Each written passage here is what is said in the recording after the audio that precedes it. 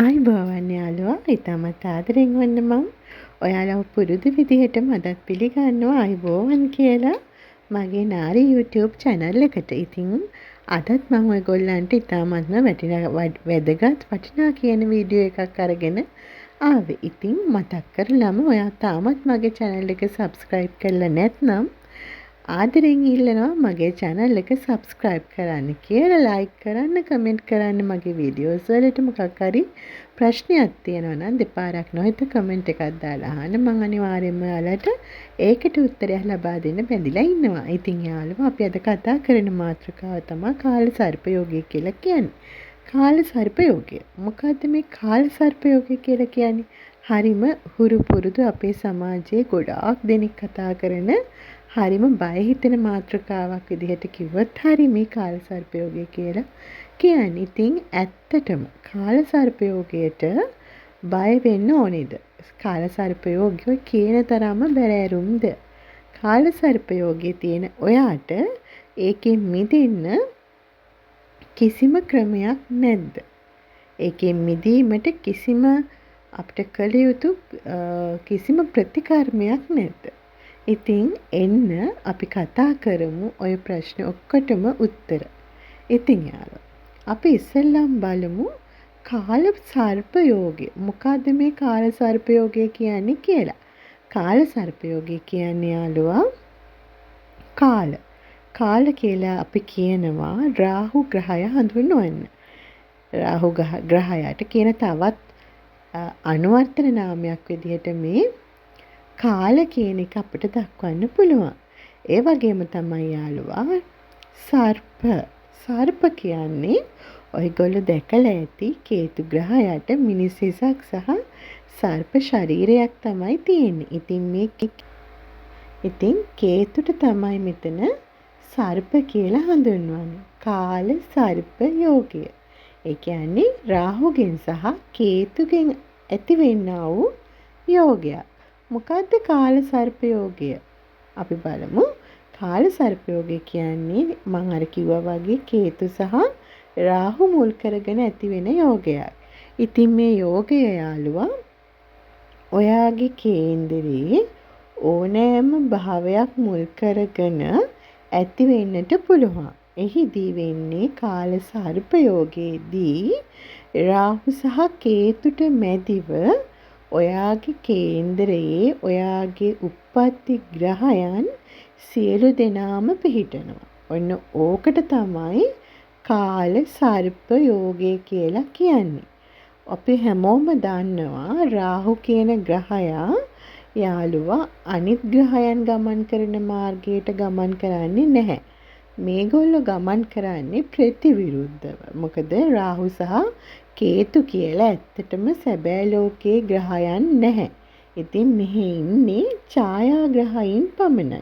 ඉතින් මේ දෙන ගමන් කරන්නේ අනිත් ග්‍රහයින් ගමන් කරන පැත්තට ප්‍රතිවිරුද්ධ පැත්තට.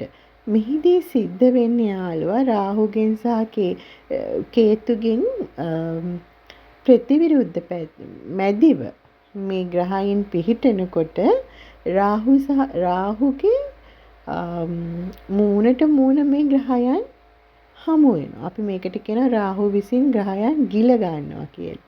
ඔන්න ඕක තමයි කාල සර්පයෝගය කියලා කියන්නේ. රාහු ග්‍රහයාගේ කටට යන විදිහට මේ අපේ හඳහන ඉතුරු ග්‍රහයන් පිහිටනවා නම් ඔන්න ඕකට තමයි අපි මේ කාල සර්පයෝගය කියලා කියන්නේ. ඉතින් ඒ වගේම තව එකක් තියෙනවා කාල සර්පයෝගය වගේම කාල අමෘත දෝෂය කියලා. කාල අමෘත දෝෂය කියන්නේ යාළුවා මේකෙදි වෙන්නේ ඉස්සරලා කාල සර්පයෝගයේදී අර අපේ හඳහනේ උප්පත්ති ග්‍රහයන් ගමන් කරන රාහුගේ කටට මෙතනදී ගමන් කරන්නේ කේතුගේ කටට. ඉතින් මේක කාල අමෘත දෝෂය කියලා කියනවා යාළුවා. මේකෙදි කාල අමෘත දෝෂය කාල සර්ප දෝෂය තරම බලවත් වෙන්නේ නැහැ. ඉතින් සමහර අය මේක අර්ථ දක්වනවා කාලය සර්පෙක් වගේ හැසිරෙනවා. කාලය සර්පෙක්ට සමාන වෙනවා. ඔන්න ඕකින්ද තමයි මේකට කාල සර්පයෝගය කියන්නේ කියලා. කෙසේ වෙතත් මම අර්ථ දක්වන විදිහට නම් කාල සර්පයෝගය කියලා කියන්නේ කාල කියන්නේ රාහු, සර්ප කියන්නේ කේතු, කේතු සහ රාහු අතරමැද හිර වෙච්ච ග්‍රහයන් ටික රාහුගේ මුඛය තුලට රාහු ගමන් කරන පැත්තට ඇවිල්ලා මූණට මූණ හම්බ වෙනවා නම් අන්න එතනදි තමයි කාල සර්පයෝගය කියන එක උද්ගත වෙන්නේ. ඉතින් කාල සර්පයෝගය තියෙන හඳහනක් හිමියෙක් බොහෝ විට සමාජයේ කතා බහක් තියෙනවා. එයා ජීවිතේ යම්කිසි කාලෙක යම්කිසි මොන හෝ පැත්තකින් විඳවීමකට වැටීමකට ලක් වෙනවා කියලා. ඉතින් මෙහිදී යාළුවා මම ඇත්තටම කියන්න ඕනි කාල සර්පය යෝගයේ තියෙන පුද්ගලයන් ගැටලුවකට හරි කාල සර්ප යෝගයේදී යාළුවා මම කිව්වා වගේ ඒගොල්ලෝ යම්කිසි ගැටලුවකින් විඳව ඉන්නවා. කිසියම් වූ ජීවිතයේ යම්කිසි දෙයකින් එයාට යම්කිසි විඳවීමක් තියෙනවා. යම්කිසි ප්‍රශ්නයක් තියෙනවා. යම්කිසි ගැටලුවක් තියෙනවා. ඔන්න ඕක තමයි කාල සර්ප යෝගයේදී සිද්ධ වෙන්නේ. හැබැයි කාල අමෘත දෝෂය කියලා කියන්නේ ඒගොල්ලන්ට මොන ගැටලුව තිබුණත් ඒගොල්ලෝ ගැටලුව තුල විඳව ඉන්නේ නැහැ. කාල අමෘත දෝෂයේ තියෙන අය ඒ ගැටලුවට ඉතා සූක්ෂම විදියට මොකක් හරි උත්තරයක් හොයන්න තමයි ඒගොල්ලෝ සූදානම් වෙන්නේ. ඒගොල්ලෝ හැම වෙලෙම උත්සාහ කරන්නේ ගැටලුවෙන් මිදෙන්න. අන්න ඒක තමයි කාල අමෘත දෝෂය සහ කාල සර්ප දෝෂය අතර තියෙන ඵල මන් දකින විශේෂම වෙන. ඉතින් යාළුවෝ මේ කාල සර්ප යෝගය ඇත්තටම ගොඩක් අය මේක බලන්නේ විවාහය සහ අපේ ආයුෂ ගැන කියනකොට. ඉතින් කාල සර්ප යෝගය සම්බන්ධයෙන් එහෙම අනිසි බයක් තියාගන්න අවශ්‍ය වෙන්නේ නැහැ. කාල සර්ප යෝගයේ තියෙන හඳහනක වුණත් ඉතාමත්ම හොඳ යෝග තියෙන්න පුළුවන්. ඒවා කාල සර්ප යෝගය නිසා නැති වෙලා යන්නේ නැහැ.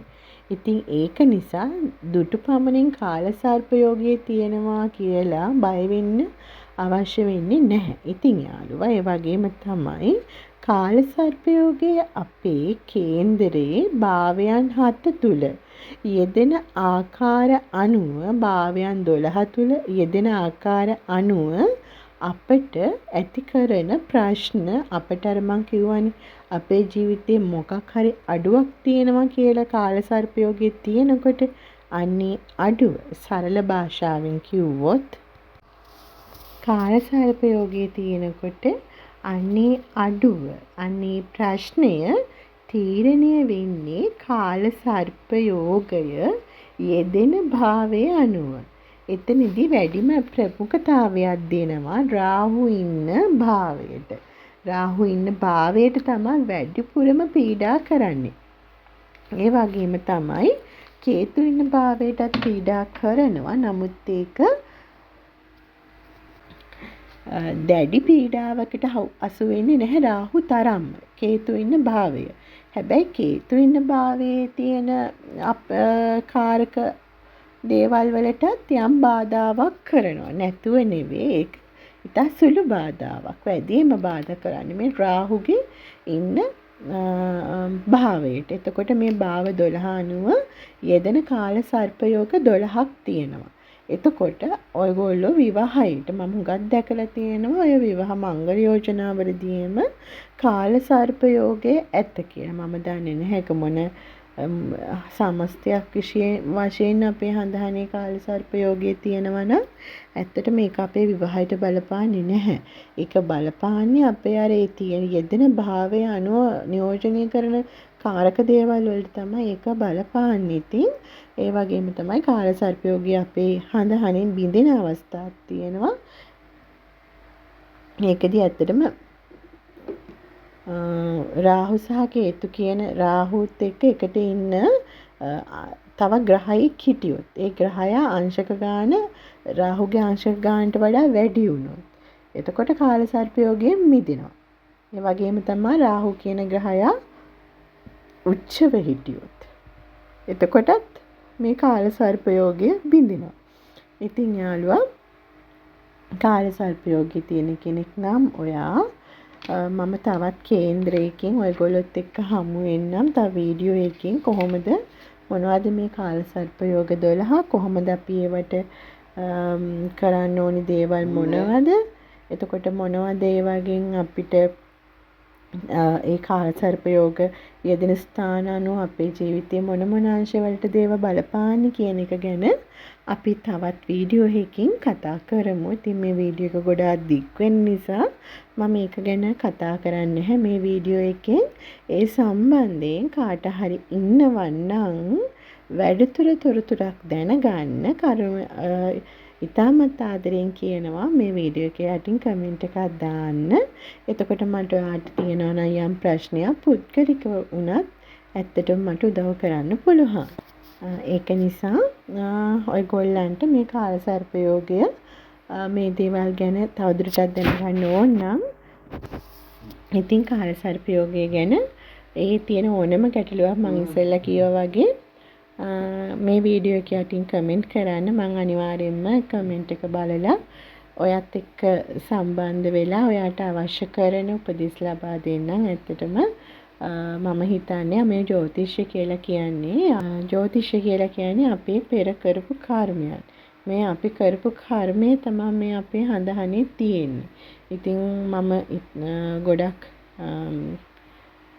හදවතින්ම කැමති වෙනවා යම් කෙනෙක්ට යම් ප්‍රශ්නයක් තියෙනවා නම් ඒ ප්‍රශ්නයට යම් උදව්වක් වෙන්න. ඔයගොල්ලන්ට වචනකින් හරි හැකියාවක් මට තියෙනවා නම්.